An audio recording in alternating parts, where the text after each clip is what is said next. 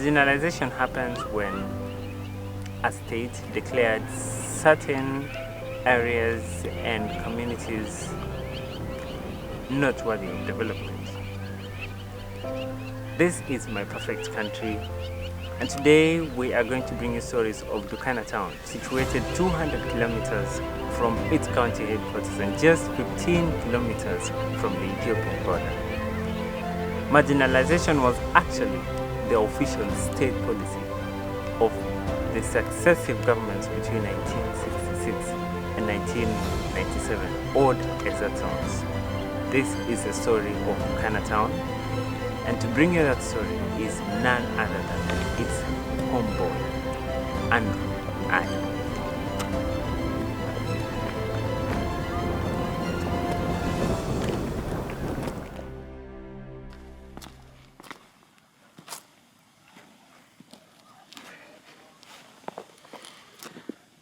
Hello, I am Andrew Adan, and I would like to take you guys through my story. I'm from Dukana. It's at the border of Kenya and Ethiopia. It's in Marsabit County.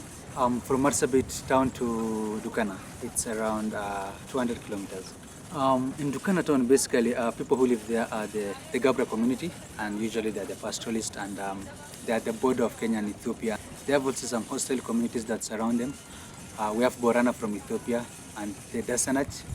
They're just in Kenya, but they're that side of Lake Turkana.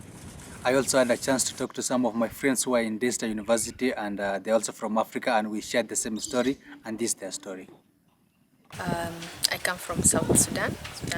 So we seceded from Sudan in 2011, but still issues of marginalization have not stopped. You know, there are some tribes that are dominating everything. Others are not even given chance to express themselves in government. Others not. You can't even hear of some tribes. You know, and this syndrome in Africa of one tribe being known everywhere is very bad. I am a Dinka, and everywhere I go, I only hear people, okay, Dinka from South Sudan. Why is it that other people are not heard? Like South Sudan has over 64 tribes, but you can only know Dinka and Nuer only. I'm from Burundi. Before it was the Tutsis who were in the power for a long time. Then when the Hutus took power now, it came to bring a change where each and every person feel that he's a Hutu. He has to be like a leader or be in front of a Tutsi, where Tutsis feel like they are marginalized. I come from Turkana. The roads are very bad. So maybe if we are transporting food from the main city to back to Turkana, it takes like 2 days, 3 days before the food arrive. Every government that comes into power promises they'll do this, they'll do that, but rarely does anything happen. The challenges of living in Dukana are immense. You have to pay 1,000 Kenyan shilling to travel from Dukana to the county headquarters, across the Chalbi Desert, probably at the back of a lorry. No tarmac road, no electricity, and to look for water, you have to walk for long distances.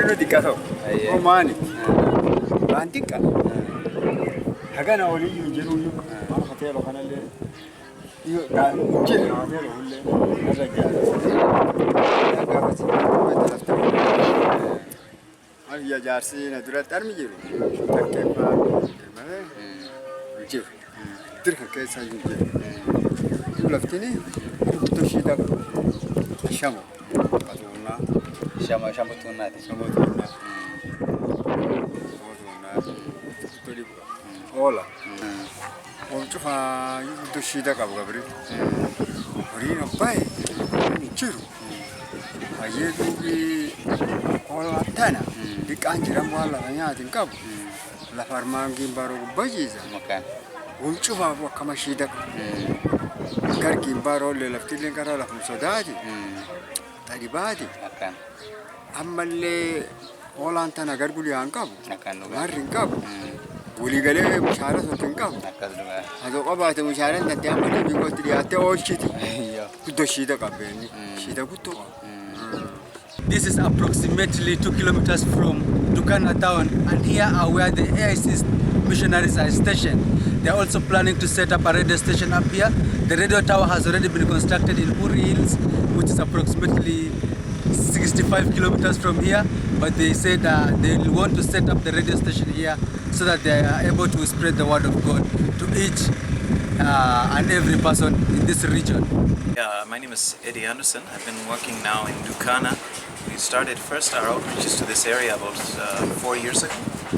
And visiting upon this area along the border of Kenya and Ethiopia, we found that there was a large area of unreached people. They hadn't had any churches, they hadn't had any evangelical witness, and they had many challenges with water, with droughts. And so, having been working in Kalacha for the last 8 years, my wife and I felt God calling us to help out this area. So I am Andrew Adan, and that's my story. Political participation is a means of achieving equality. Me to discuss this topic is none other than a historian, a mentor of mine, and a lecturer. He's also a spiritual leader. His name is Dr. Moi. Dr. Thank you.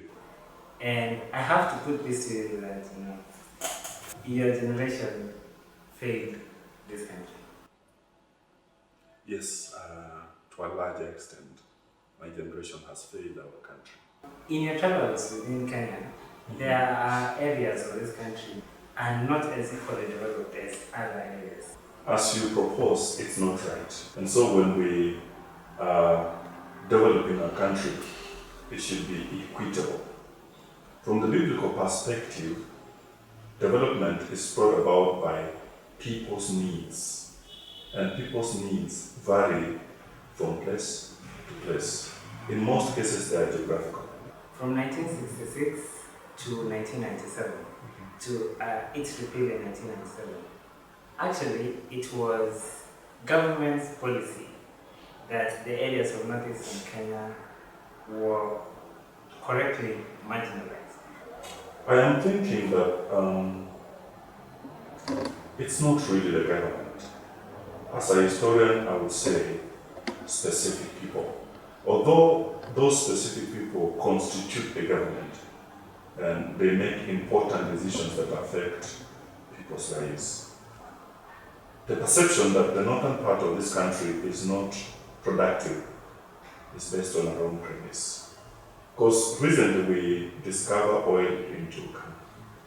Whatever was thought to be very unproductive, all of a sudden becomes very productive and attractive to people. And so we do not know what God put in Marsabit or even in Mayale or Garissa. And so in this case, because people of God live there, we have no option but to develop it. Now, it comes down to the question of leadership. When one is seeking to lead, for example, right now in Kenya, we've had primaries in all parties involved in leadership. What is behind the brain of somebody who's seeking leadership? In most cases, what we have had in Kenya are not leaders, but people who want to assert their authority over people. That type of leadership is what made northeastern and eastern part of this country and northern part of this country very poor. Most of the time, we realize that knowledge in history is not there among our leaders. What we have as a result of that is history repeating itself. So, and I wanted to put this question to you because I don't think you believe this, but Daktari, history must be cyclical. Well, it's not a question of proving whether I believe it or not, but it's a question of proving whether that happens. Indeed, it happens. That's why St. Augustine talks of two theories of doing history. One, history being cyclic, and two, history being linear. In this case, it's being cyclic because people do not learn lessons of what happened yesterday. Look, you cannot oppress people forever. They will always revolt.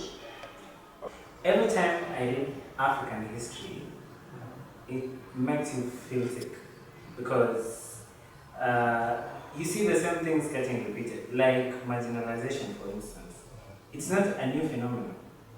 It started with the whites, with divide and rule policies, which looks to me like they were simply downloaded by the new leaders of Africa and applied, and I still see it today.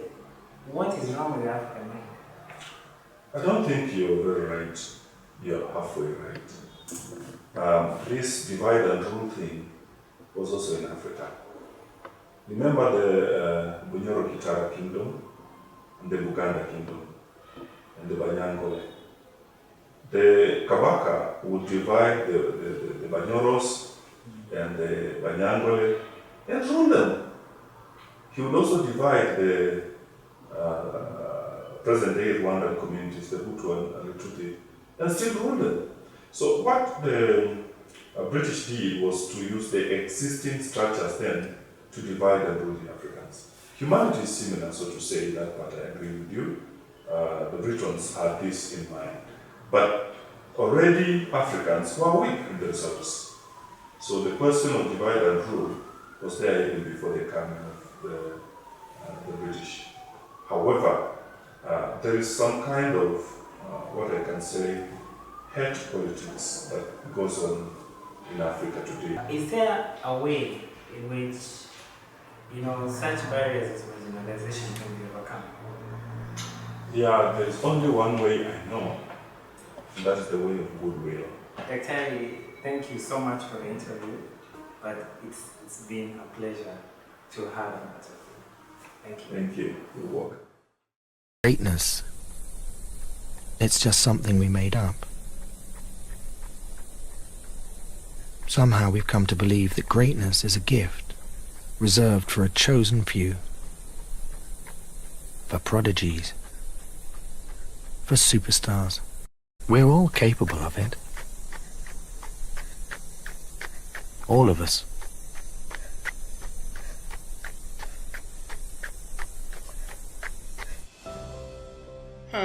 Politics of reason, is it really reserved for the elite? I really don't think so. I think reasonable politics can be played by anyone, really, whether elite or not. But it becomes harder to do when the elite use politics in their favor, making laws or simply just not caring about the little man. And then the little man has to do things like accept 50 shillings to cause mayhem, and instead of like talking out a problem or going to a public parliament or looking for their senator or something, like that 50 bob becomes more important, you get. And the ability to reason in itself is kinda diminished. Because their reasoning is not on the idea of politics, their reasoning is more on what can I do for my family, for me. So reasonable politics can be for anyone and for everyone. It just depends on whether it's actually done well. Like it's politics in general, just the dispersal of the breakdown of power. Is it for everyone or just for the elites? Because if it's for the elites, it's not going to be that reasonable. Now is it? I think politics of reason can definitely be something that is for an elite group of people. However, I don't think it is exclusive to them. I think people who are not elites can carry out politics of reason, but I just don't think it is easy. It will be challenging for anyone who is not an elitist, who doesn't have the basic necessities to be reasonable in a political situation. I think yes and no also in some ways. To reason politically, in an objective manner, does need you to be removed from the problems of the day, which would mean that you need to be an elite. You'd need to have enough money to live and to eat and to take your kids to school. But if you're broke and hungry and you don't know where fees is coming from or rent, your politics won't be very reasonable. Yeah. This has been my perfect country. From here in Dukana town. Check out the next episode of My Perfect Country right here. But until then, I'm going to leave you with this quote from George Orwell. Goodbye.